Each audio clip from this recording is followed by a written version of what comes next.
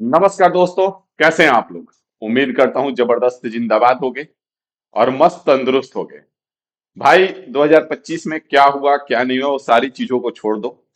2026 आ चुका है और शुरू हो चुका है और लगभग जनवरी का आधा महीना आपका निकल चुका है और फिर भी सिलेक्शन कहीं दूर दूर तक आपको दिखाई नहीं दे रहा है। बात क्लियर है? हम कहेंगे कि आज से जग जाओ। 2026 में 6 महीना जिस तरह से बताएंगे इस वीडियो में उस पर काम करके देखो। उसके बाद आने वाला जो भी एग्जाम दोगे सब में रिजल्ट आएगा। क्योंकि 2026 में सबसे बड़ा सिलेक्शन ना होने का रीजन अगर बनेगा ना, तो मल्टीपल आपका जो टारगेट है वो बहुत ज्यादा रहेगा। 2026 में एसएससी भी कैलेंडर अपना एकदम बढ़िया से जारी किया है। रेलवे भी कैलेंडर अपना बढ़िया से जारी किया है। और बाकी स्टेट गवर्नमेंट में भी आप जगह जगह देख रहे हो कि आए दिन आपको भर्तियां देखने को मिल रही हैं। तो एक एक चीज के बारे में बात करेंगे, एक एक क्लियरिटी देंगे इस वीडियो में आपको। अगर चैनल पे नए हैं तो बस चैनल को अपना प्यार दीजिएगा, बाकी वीडियो में बने रहिएगा। मजा आ जाएगा। बस 6 महीना इस तरह से करके देखिए, उसके बाद बताइएगा कि हाँ सर आपने क्या बोला था। ऐसे ही नहीं दावे के साथ कहते हैं, पिछला बहुत सारा एग्जाम क्रैक करने के बाद ये सारा कंक्लूजन पे पहुंचते हैं। और जो भी वीडियो में शेयर करते हैं वो अपना एक्सपीरियंस शेयर करते हैं। बीपीएससी टीयर 1 हाल फिलहाल में हमने क्रैक किया जिसमें समस्तीपुर अलॉटमेंट था। उधर छोड़ दीजिए, सीजीएल भी पिछला वाला क्लियर था मेरा।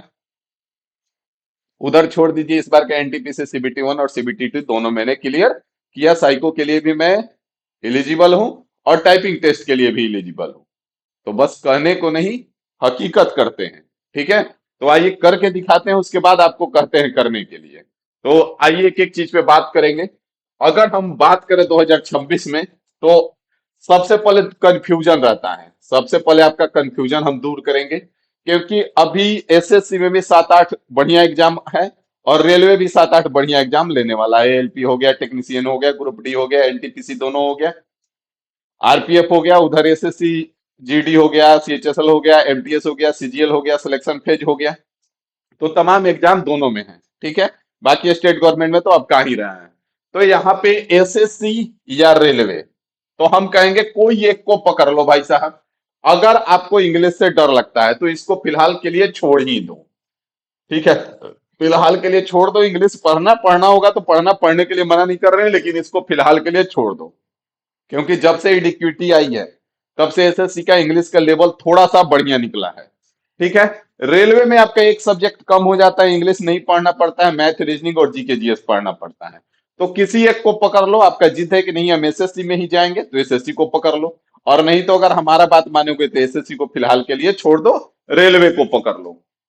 अगर दोनों को एक साथ लेके चलोगे तो इसको याद रखना, कोई सिलेक्शन का कोई आशा मत रखना। ठीक है? आगे दूसरा क्लियरिटी क्या होना चाहिए? पहला क्लियरिटी तो हो गया कि एसएससी या रेलवे। दूसरा क्लियरिटी क्या होना चाहिए कि आज आपको क्या पढ़ना है, कितना पढ़ना है, क्या रिवीजन करना है, ये एकदम क्लियर होना चाहिए। सुबह में, रात को सोने से पहले या तो क्लियर हो जाए, या तो सुबह बेड छोड़ने से पहले क्लियर हो जाए। दो क्लियरिटी एकदम 100% होना चाहिए कि आज आपको क्या क्या पढ़ना है, आज आपके रिवीजन शेड्यूल में क्या क्या है, किसको किसको रिवीजन करना है, कितना करना है, हर एक चीज क्लियर होना चाहिए। दूसरा पॉइंट पे आएंगे, तो अगर रूल का बात करें तो जो गोल्डन रूल है वो आपके लिए क्या क्या है? कंप्लीट डिटेल लेके पहले तो सिलेबस का, कंप्लीट डिटेल ले लो सिलेबस का। बात को समझते चलना। उसके बाद किसी एक को पकड़ लो हर सब्जेक्ट वाइज। मैथ में मान लेने हमसे पढ़ रहे हो, जिससे अच्छा लगे मैथ का एक पकड़ लो, किसी भी एक टीचर को कोर्स पकड़ लो, या यूट्यूब पे अगर कंप्लीट प्लेलिस्ट पड़ा हुआ है तो उसको पकड़ लो। वैसे ही रीजनिंग का एक पकड़ लो, रीजनिंग का एक पकड़ लो। किसी एक को अगर आप पढ़ चुके हो तो फिर कोई बात ही नहीं है। उसके बाद वैसे ही जीके जीएस करेंट के लिए पढ़ लो, जीके जीएस करेंट के लिए पढ़ लो। और एक किसी का साइंस पढ़ लो, साइंस पढ़ लो। और अगर एसएससी भी देना है तो किसी एक को इंग्लिश पढ़ कर लो, किसी एक का। तो वन कोर्स मतलब कि किसी एक को पकड़ना है। ये नहीं कि राहुल सर का भी मैथ का लेक्चर देख रहे हैं, उसका भी मैथ का लेक्चर देख रहे हैं, उसका भी मैथ का लेक्चर देख रहे हैं। दिन भर में 18 गो टीचर का 18 गो मैथ का लेक्चर देख रहे हो, उससे आपको फायदा कुछ नहीं होने वाला है। हाँ, एक ट्रस्टेड हो, एक वर्दी हो, जिसका लैंग्वेज आपको क्लियरिटी समझ में आए कि हम क्या बोल रहे हैं, वो आपको एक बार में समझ में आ जाए, उसको पकड़ो और आंख बंद करके भरोसा करके आगे बढ़ो। ठीक है। दूसरा, वन बुक, मतलब कि प्रैक्टिस के लिए या तो किसी एक का प्रैक्टिस सीट रखो अपने पास। मान लें जैसे हम 300 400 सवाल का आपको प्रैक्टिस सीट ही दे देते हैं, तो फिर आपको किताब खरीदने का कोई जरूरत नहीं है। या फिर नहीं सर हम किताब खरीदेंगे, तो किसी एक का किताब खरीदो प्रीवियस ईयर का, क्योंकि मार्केट में सारे प्रीवियस ईयर की किताब अवेलेबल है। तो कोई एक खरीद लो। अब कोई आता है कहता है हम बेस्ट क्वेश्चन लेके आए हैं, कोई आता है हम टाइप वाइज लेके आए हैं, सबका खरीद के रख लेते हो भाई, और उसमें भी कंफ्यूज रहते हो कि पढ़े किसका। तो किसी एक का किताब खरीद लो और बात को आगे बढ़ाओ। दूसरा चीज सबसे मस्ट इंपॉर्टेंट, आपका वीकली रिवीजन फिक्स होना चाहिए कि सैटरडे संडे आपका क्या रिवीजन होना है। सबसे ज्यादा गलती यहीं पे होता है। मंडे टू फ्राइडे पढ़े हैं, मान लिए कि profit and loss Monday to Friday में हमने खत्म किया, उसके बाद सैटरडे संडे तो कोई रिवीजन नहीं करना है। हम रिवीजन काहे करेंगे, सब तो पते है। तो ये चीज नहीं होना चाहिए, वीकली रिवीजन होना चाहिए। और एक एक चीज का मल्टीपल टाइम रिवीजन होना चाहिए, मल्टीपल टाइम भाई। ये आपको सिलेक्शन दिलाएगा, हम गारंटी के साथ कह रहे हैं। उसके बाद ये दोनों जो है ना गोल्डन है। उसके बाद दूसरा जो है आपका मॉक टेस्ट प्लस एनालिसिस। अगर आपका सिलेबस 15% 20% खत्म हो चुका है, तो आप मॉक टेस्ट पे शुरू हो जाओ। प्रतिदिन अगर दे सकते हो तो प्रतिदिन एक दो, अगर प्रतिदिन एक नहीं दे सकते हो तो अल्टरनेट दो, अगर अल्टरनेट भी नहीं दे सकते हो तो सप्ताह में दो दो, लेकिन दो जरूर। जिस एग्जाम को टारगेट कर लिए उस एग्जाम का जरूर दो। पहले उसका प्रीवियस ईयर दे दो। जैसे मान लेना है कि अगर आप एएलपी को टारगेट किए हैं तो एएलपी का प्रीवियस ईयर लगा जाइए। अगर आप एनटीपीसी का टारगेट किए हैं तो एनटीपीसी का ग्रेजुएट लेवल और अंडर ग्रेजुएट दोनों सीबीटी 1 का लगा जाइए। उसके बाद सीबीटी 2 का लगा जाइए। उसके बाद मॉक टेस्ट लगाइएगा। तो मॉक टेस्ट प्लस एनालिसिस ये आपका सबसे ज्यादा जरूरी चीज है। और ई एनालिसिस जो होना चाहिए, इसका एक स्पेशल बढ़िया वाला कॉपी होना चाहिए, एकदम सुंदर। ठीक है, एकदम सुंदर कॉपी होना चाहिए इसका, सुंदर। ठीक है, जिसको देख के मन करे कि हाँ इसको खोलें। ठीक है, आगे बढ़ेंगे, यहाँ पे आगे आ जाइए अगला पॉइंट पे। तो अगला पॉइंट आपको करना क्या है कि हमने 6 महीने का टारगेट रखा है। 6 महीना में 5 महीना मतलब कि 150 दिन, और 150 दिन में क्या करना है कि आपको अपने पूरे सिलेबस को 150 पार्ट में डिवाइड कर लेना है बैठ के। 150 पार्ट कैसे डिवाइड होगा, तो मैथ मान लिए कि यहाँ पे हमारा अगर देखें हम, तो मैथ अगर मान के चले तो लगभग लगभग 30 टॉपिक है हमारे पास। ठीक है, 30 टॉपिक है हमारे पास। अब इस 30 टॉपिक में आप लाइन से लिख लीजिए कि परसेंटेज को किस 2 दिन में खत्म करना है। 2 से 3 दिन में खत्म हो जाएगा आपका। अगर आप प्रॉफिट एंड लॉस लेंगे तो ये भी 2 से 3 दिन में लग जाएगा आपको आराम से। और वही आप डिस्काउंट लेंगे तो एक दिन काफी है आपका। इस तरह से करके आपको 150 पार्ट में उसको बांट देना है। इसका डेट भी लिख देना है कि परसेंटेज आप कितने तारीख से स्टार्ट कर रहे हैं, कितने तारीख को खत्म हो जाएगा। प्रॉफिट एंड लॉस कितने तारीख को स्टार्ट करेंगे, कितने तारीख को खत्म हो जाएगा, पूरा लिख दीजिए। आपके सिलेबस में मैथ के जो भी टॉपिक है पूरा को लिखिए, उसके सामने दिन लिखिए कि कितने दिन में खत्म हो जाएगा, और उसके सामने डेट लिखिए कि कितने डेट में खत्म हो जाएगा। उसी प्रकार से रीजनिंग का सेम करना है। रीजनिंग भी लिखिए आराम से, पहले एक दिन टाइम दीजिए इस पे। रीजनिंग भी लिखिए, टॉपिक पूरा लिख दीजिए, उसका डेट लिख दीजिए कि इतने दिन में खत्म करेंगे। रीजनिंग मैक्सिमम 1 से 2 दिन में हर टॉपिक खत्म हो जाएगा। मतलब मान के चलिए तो अगर ये देखा जाए तो रीजनिंग लगभग लगभग 100 दिन में ही आपका खत्म हो जाएगा। 100 दिन बहुत होगा इसके लिए। बाकी का फिर 50 दिन आपका प्रैक्टिस में काम आएगा। उसी प्रकार से साइंस का लिख लीजिए जितना भी टॉपिक है। साइंस का लिख लीजिए जितना भी टॉपिक है, और आपको कितने दिन में खत्म करना है, कैसे खत्म करना है, ये आपके ऊपर जिम्मेदारी है। अगर ना समझ में आए तो वो भी वीडियो में कमेंट कीजिएगा कि हाँ कैसे खत्म करें, वो भी बताइए, तो भी बता देंगे। ठीक है, मतलब कि 150 दिन में हमारा पूरा का पूरा सिलेबस खत्म, रिवीजन के साथ। क्योंकि सैटरडे संडे हमने वीकली रिवीजन बोला है, तो रिवीजन के साथ हमारे 150 दिन में पूरा का पूरा सिलेबस इस बार खत्म होगा। बात समझ में आ गया। आगे बढ़ेंगे, आगे आ जाइए। सबसे मोस्ट इंपॉर्टेंट चीज, टाइम टेबल आपको इस बार नहीं बनाना है, मत बनाओ। कोई टाइम टेबल आपका नहीं होना चाहिए।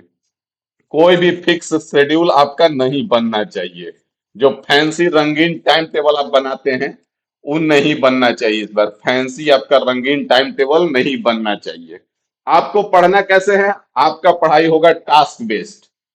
टास्क आपने पहले ही क्रिएट कर रखा है कि परसेंटेज 3 दिन में, तो किस डेट से किस डेट।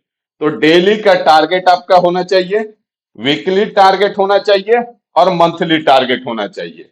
जैसे आपने पहले ही डेट में लिख चुका है, परसेंटेज इतने दिन में, प्रॉफिट एंड लॉस इतने दिन में, डिस्काउंट इतने दिन में। मान लिया तीन तीन टॉपिक आपने एक वीक में खत्म करने का प्लान बनाया, तो वो आपका वीकली टारगेट हो गया। अब आप उसमें देखेंगे कि परसेंटेज हमारा 2 दिन में खत्म हो रहा है, तो आप उसको खत्म करेंगे। बाय द वे, किसी एक दिन आपका इधर उधर थोड़ा बहुत होता है, तो अगला दिन आप उसको कवर करेंगे, क्योंकि आपने डेट दे रखा है, टाइम बाउंड बांध के रखा है कि हम 15 तारीख को परसेंटेज स्टार्ट करेंगे, 17 तारीख को खत्म करेंगे। तो अगर 15 तारीख को थोड़ा बहुत ऊपर नीचे भी हुआ, तो 16 17 बैलेंस करके उसको निपटा डालेंगे। ठीक है। अगर मान रहे वीक में कहीं कुछ गड़बड़ हुआ, इधर उधर हुआ, तो सैटरडे संडे उसको मैनेज करेंगे। सैटरडे संडे रिवीजन है, रिवीजन करने के बाद बाकी चीज को मैनेज करेंगे और वीक का पूरा काम खत्म कर लेंगे। बात समझ में आ गया? मंथ के लास्ट में देखेंगे कि आपने मंथली टारगेट अचीव किया कि नहीं किया। आज से लिखिए, जनवरी 20 तारीख से लेकर के फरवरी 20 तारीख तक आप कौन सा टारगेट पूरा करेंगे। कौन कौन सा टॉपिक मैथ में खत्म करेंगे, कौन कौन सा टॉपिक आप रीजनिंग में कंप्लीट करेंगे, कौन कौन सा टॉपिक साइंस में, और कौन कौन सा टॉपिक आपका जीके में। पूरा का पूरा खत्म होगा, और एग्जाम देके निकलोगे ना एग्जाम से बाहर, तो कहोगे, याद करोगे। बात समझ में आ गया? तो ये सारा चीज आपका होना चाहिए टास्क बेस्ड इस बार। कोई टाइम टेबल नहीं बनाना है। अब यहां से हम आगे बढ़ेंगे, तो अब हम आपको बता दें कि सिलेक्शन ना होने का सबसे बड़ा वजह आज के डेट में क्या है। तो सिलेक्शन ना होने का सबसे बड़ा वजह है आज की डेट में मल्टीपल सोर्स। परसेंटेज का 2 लेक्चर राहुल सर का देखे, राहुल सर का देखिए, एक क्वेश्चन कहीं नहीं समझ में आ रहा है। एक क्वेश्चन अगर कहीं नहीं समझ में आ रहा है, तो ए राहुल सर ठीक नहीं है, चल दूसरा दूसरा टीचर उठाओ। उसका 2 लेक्चर देखे, कहीं से कोई टफ क्वेश्चन आ गया, समझ में नहीं आ रहा है, चल तीसरा टीचर को पकड़ो, ये सही नहीं है। तीसरा टीचर का यूट्यूब का प्लेलिस्ट पकड़ो। फिर उससे भी नहीं बात बना, चौथा टीचर का यूट्यूब का प्लेलिस्ट पकड़ो। तो भाई साहब, ऐसे नहीं होने वाला है। आपको जो नहीं समझ में आ रहा है उस पर काम कीजिए। आपके पास सोर्सेस अवेलेबल हैं, तमाम चैट जीपीटी, जेमिनी, बहुत सारा चीज अवेलेबल है समझने के लिए किसी एक चीज को। और अगर आप ऐसा सोचते हैं कि कोई आपको पहला बार में पढ़ाए और आपको 100% क्लियरिटी दे दे, तो ये संभव नहीं है। अगर वो दे रहा है तो आपके साथ बेवकूफी हो रहा है, आपके साथ धोखा हो रहा है। क्योंकि कैसे संभव है कि कोई चीज आप पहला बार पढ़ोगे और 100% समझ में आ जाएगा? कभी संभव है? कतई संभव नहीं है भाई। तो मल्टीपल सोर्स का यूज मत करो। करंट के लिए सबसे बड़ा, आज के डेट में लोग भटक रहे हैं, 2 2 घंटा करंट अफेयर पढ़ रहे हैं, आप फिर भी एक एग्जाम में 0 बेटा सन्नाटा रह रहा है। भाई साहब, वैसे करंट अफेयर नहीं पढ़ना है आपको। करंट अफेयर अगर डेली का देखोगे ना, तो 10 से 15 मिनट काफी होता है। इतना ही इसको टाइम दो, इसको इससे ज्यादा टाइम दोगे इसका भाव बढ़ जाएगा। और हम तो करंट बिना पढ़े रिजल्ट लेके आ गए। कैसे लेके आ गए हैं? दिखा देंगे। किसी को भ्रम भी होगा कि ऐसे ही झूठ बोल रहा है। किसी दिन आएंगे, पेन ड्राइव में सारा पीडीएफ, एडमिट कार्ड का, रिजल्ट का सब पीडीएफ डाल के लेके आएंगे, आपको दिखा भी देंगे। ठीक है। और बाकी बहुत सारे लोगों को ट्रस्ट है, वो हमको पता है। दूसरा चीज, सबसे बड़ा गलती करते हो, वीकली जो रिवीजन का है उसको स्किप करते हो। वीकली रिवीजन नहीं करते हो। सच्चाई अपने आप से पूछो, एक चीज को कितने बार रिवाइज किए हो? तो आवाज आएगा, एक बार भी नहीं। काहे रिवाइज करें?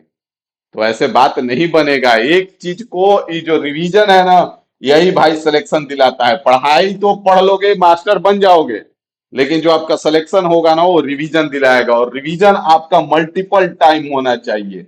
जितना से से ज्यादा बार आपको लगता है कि हम परसेंटेज का सवाल सॉल्व कर लेते हैं, अब हम रिवीजन काहे करेंगे? नहीं, करो उसको। जितना बार बनाओगे ना, उतना बार नया कुछ सीखोगे। क्योंकि वो आप तो खुद से वही बनाओगे ना जो आपको आता है, बाकी तो किसी से पढ़ोगे।